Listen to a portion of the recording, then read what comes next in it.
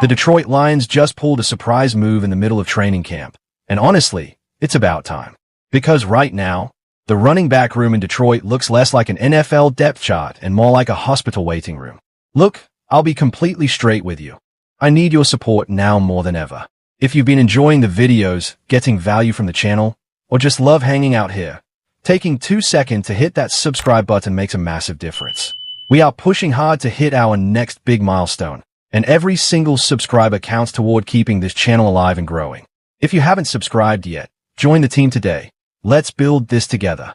And in the middle of all that chaos, 2 young defenders showed up in the preseason opener and reminded everybody why Brad Holmes has been drafting the way he's been drafting.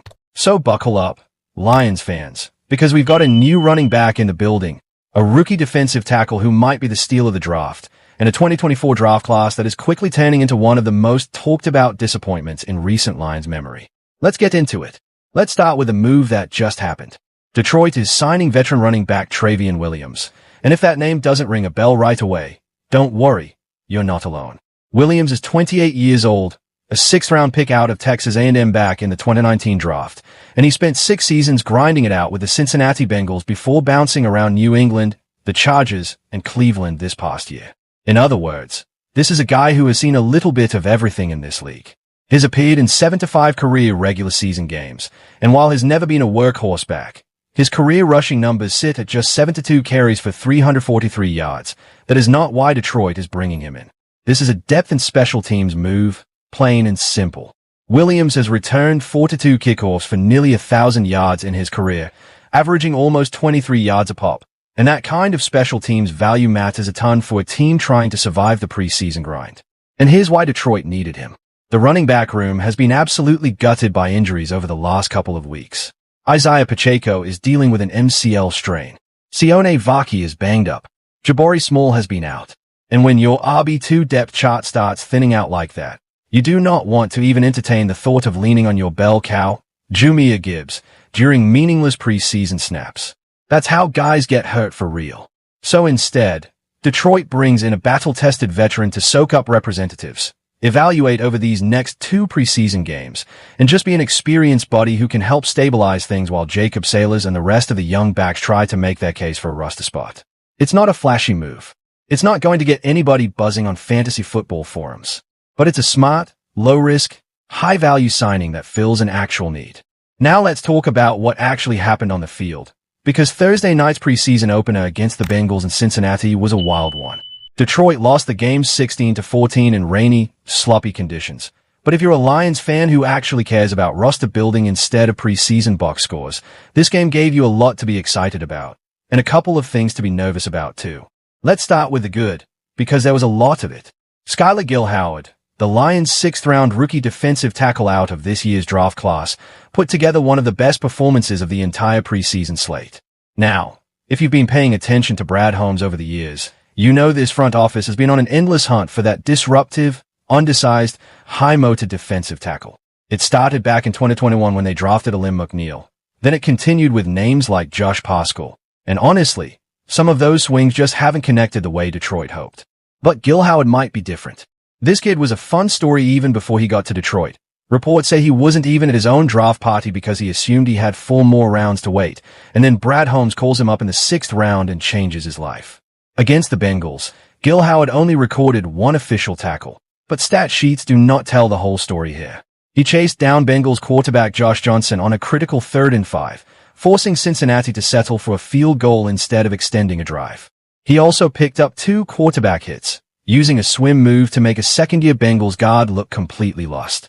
Dan Campbell himself praised Gill-Howard after the game, saying the kid doesn't need to be told anything twice, that he locks in immediately, and that for his size, he's been handling the dainty work inside as well as anyone.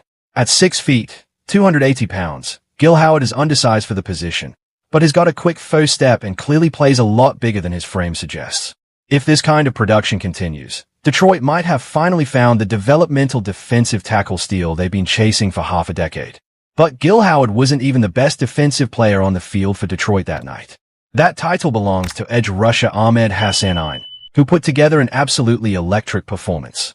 On his very first defensive snap of the game, Hassanein beat the Bengals starting offensive line with a dip-and-rip move and sacked none other than Joe Burrow. Let that sink in for a second.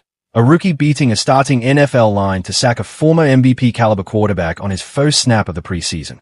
He wasn't done there either. Hassanein added another quarterback hit later in the game, and then closed things out with a second sack that also forced a fumble. Dan Campbell called him disruptive after the game, and honestly, that might be underselling it. If Gill-Howard is the story of the defensive line's depth, Hassanein might be the story of Detroit's pass rush for years to come. Oming into the summer, there was an expectation that Mahogany would be locked in as a starting left guard, but instead has had to fight for that job all over again thanks to some shakeups up front, plus injuries to guys like Juice Scruggs and Ben Botch, who simply cannot stay on the field. Against the Bengals, Mahogany graded out as stuck neutral in most outlets' report cards, which might not sound thrilling, but context matters here. He was one of the defensive linemen giving Gill-Howard trouble in one-on-one pass rush drills earlier in the week, which tells you he's still holding his own against quality competition. For a 6th-round pick from the 2024 draft class, steady and dependable is exactly the kind of trajectory the Lions need from him right now, especially with the interior offensive line banged up. And that brings us to the part of this story that's a lot harder to swallow if you're a Lions fan, because we need to talk about that 2024 draft class as a whole, and it is not looking good. Detroit's first 2 picks in that draft were cornerbacks Trayveon Arnold and Ennis Rakestraw Jr., taken back-to-back to begin the draft. The expectation, especially after Detroit's run to the NFC Championship game, was that these two would grow into a shutdown cornerback duo heading into year 3. Instead, Arnold is gone entirely, released back in late June after being arrested on 8 felony charges, with reports indicating he's now expected to sign with the Seattle Seahawks. And Rakestraw hasn't fared much better. He entered this camp expected to compete for the starting job opposite DJ Reed, but veteran Rock Yasin has reportedly pulled ahead in that race. Then, in the preseason opener itself, Rakestraw suffered a scary moment, taking a hit from teammate Devin White before going down attempting a low tackle and leaving the game with what's being described as an arm injury or contusion. Dan Campbell said afterward that it's not believed to be serious, which is obviously good news for Rakestraw's health, but the timing could not be worse. At least one Lions beat writer has already predicted Rakestraw as a surprise cut candidate on the final 53-man roster, with Khalil Dorsey and Roger McCreary reportedly ahead of him on the depth chart right now. And it doesn't stop there. Also from that same 2024 class, tight end Sione Vaki is currently dealing with injury, offensive tackle Giovanni Manu hasn't carved out a role, and defensive lineman Maki Wingo also picked up an injury against the Bengals and couldn't match the impact of his direct roster competition, which, you guessed it, is Skyler Gill-Howard. So when you actually lay it all out, 2 of Detroit's first 4 picks from that class are already off the roster entirely.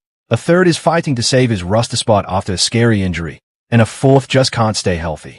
Out of that entire class, it's Christian Mahogany, the 6th-round pick, who is quietly the most productive player left standing. That is not how you draw it up.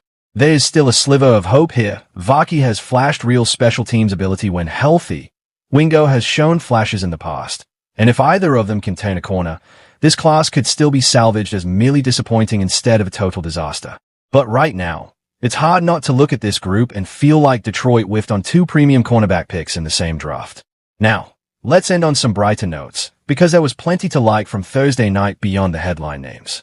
Rookie offensive tackle Blake Miller continued to look the part, with highlight reels floating around showing off his footwork and hand placement. The kind of stuff that makes you believe he genuinely belongs on an NFL field despite being a rookie. Defensive back Christian Izien got in on a blitz and made his presence felt. Thomas Harper played well in the secondary. Nick Whiteside kept building on his strong camp.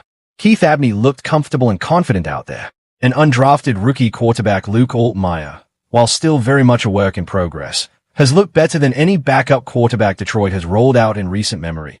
Not a guy you trust your season with just yet, but a real sign of untapped upside. Of course, not everyone had a night to remember. Offensive lineman Miles Frazier struggled after a camp where fans were hoping he'd take a leap. Wide receiver Isaac T. Sla's rough stretch continued. He was targeted 3 times, didn't catch a single pass, and had one ball deflect off his helmet and turn into an interception. Dan Campbell says he's not worried, chalking it up to a second-year receiver putting too much pressure on himself. And honestly, that's probably the right read. It's still incredibly early in camp, and one rough preseason game means almost nothing in the grand scheme of season. And then there's the sentimental storyline of the night, veteran receiver Tom Kennedy, the ultimate camp body survivor who has somehow carved out a career shuffling between the practice squad and active roster year after year. There's real concern this could be the year his remarkable run finally comes to an end. And if it does, the guy deserves a standing ovation for the career he's built out of pure grit alone. So where does that leave the Lions? A new veteran running back is in the building to stabilize a beat-up backfield. Two rookies on the defensive line look like legitimate building blocks for the future. The offensive line is finding some unexpected stability from a sixth-round guard. And meanwhile, one of the most hyped draft classes in recent Lions memory is teetering on the edge of disaster, saved only by that same sixth-round pick. It's a lot to process, and we are still only 2 weeks into training camp with 2 preseason games left to go. Alright, that's what we've got for you today. Let us know down in the comments. Do you think Ennis Rakestraw survives final cuts? Is Skyler Gill-Howard the steal of this draft class? And is Christian Mahogany quietly becoming the best player from 2024? We are closing in on 1,000 subscribers here at Detroit Scope, and every single one of you hitting that subscribe button gets us closer. So if you haven't already, go ahead and subscribe right now so you never miss a breakdown like this one. Smash that like button, drop a comment, and we will see you in the next video.